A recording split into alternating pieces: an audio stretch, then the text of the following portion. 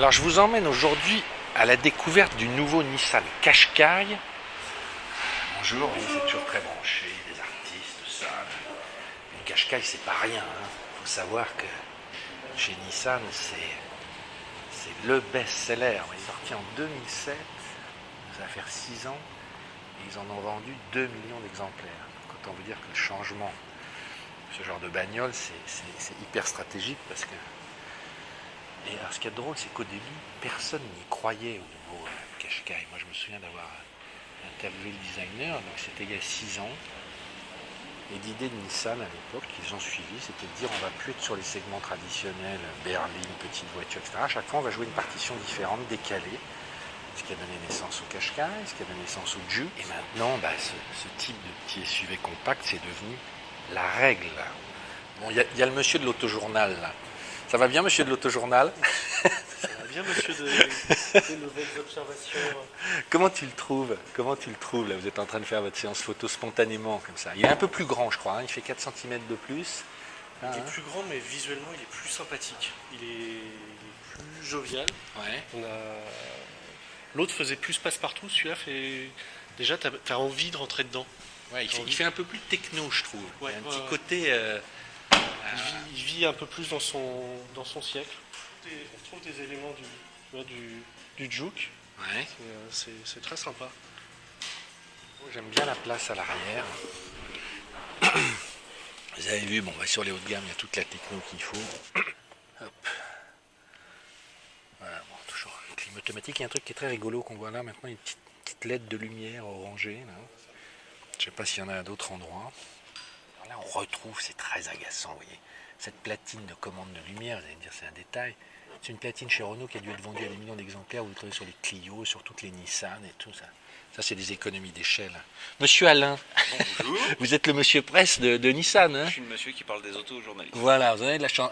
J'étais en train de dire, oui. Combien de temps ils vont nous les mettre, ces petites platines? Je me demande comment ça doit coûter. Je vous embête, hein, c'est pas une chose que je vois. Jamais. Je ne sais pas combien ça peut coûter, mais en tout cas, ça marche extrêmement bien. La preuve, c'est qu'on le met depuis quelques temps. Le précédent Qashqai, il y avait déjà ça. On en a donc fait au moins 2 millions, puisqu'on a vendu 2 millions de Qashqai. Bon, c'est super important pour vous, alors, ce Qashqai. Ouais, le Qashqai, c'est le best-seller de Nissan. Ouais. On est arrivé un petit peu comme un ovni en 2007 avec cette voiture qui était un mélange. Personne n'y croyait, hein, c'est ce que je disais. Et au début, vous aviez, vous tous d'ailleurs, des doutes, et effectivement, c'était un... Ça va être quoi l'argument majeur pour dire passer au niveau Qashqai? Quand on écoutait nos clients, ils nous disaient le premier Qashqai, il a déjà 7 ans, il nous plaît énormément, donc ne le transformez pas complètement. Maintenant, modernisez-le, mettez-lui plus de caractère dans le design. C'est pour ça que, autant le premier, il inaugurait son segment, donc il ne fallait pas aller trop loin dans les gimmicks de style, autant on a pu aller là, plus on peut loin y dans aller, celui-là, on peut y aller. Nettement le moderniser. C'est un design qui sera vendu pareil partout dans le monde, je veux dire Japon, États-Unis, ou c'est pour l'Europe? C'est vraiment une voiture européenne. Elle a été dessinée au centre de design de Londres, comme le premier Qashqai d'ailleurs.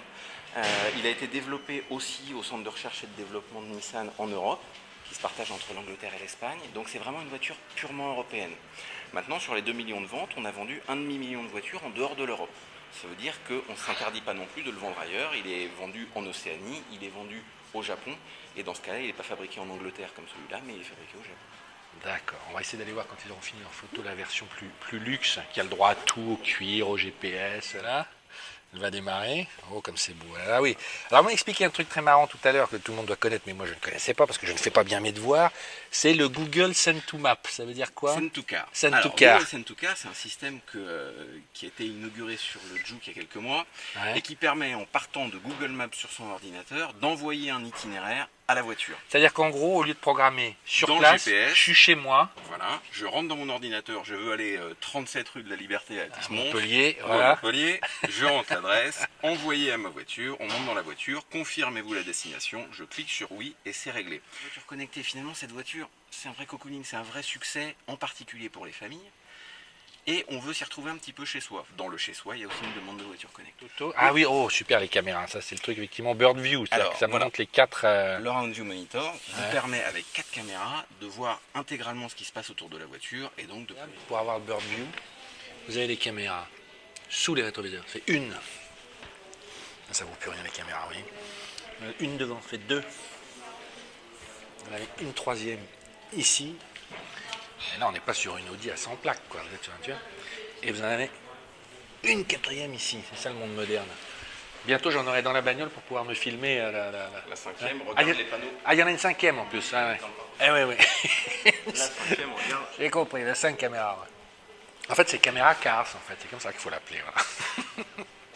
Exactement. Donc on a 4 motorisations. Moi, je vais en retenir une qui va être le gros des ventes. C'est le 1500 DCI, 110 chevaux, qui est un moteur qui existait déjà sous une autre forme dans le précédent Qashqai. Et là, on est descendu à 99 grammes de CO2. Ça, c'est pas mal pour une voiture qui fait quoi, une pour tonne, une voiture qui 5, fait une tonne 5 à peu près. Ah, c'est pas mal, ça. Moins Et de 100 3 grammes. litres 8 de consommation mixte normalisée. Pas mal aussi. Ça veut dire qu'on fait 5 litres, mais enfin, ce qui est pas mal. Bon, on l'a compris. Qashqai, gros volume.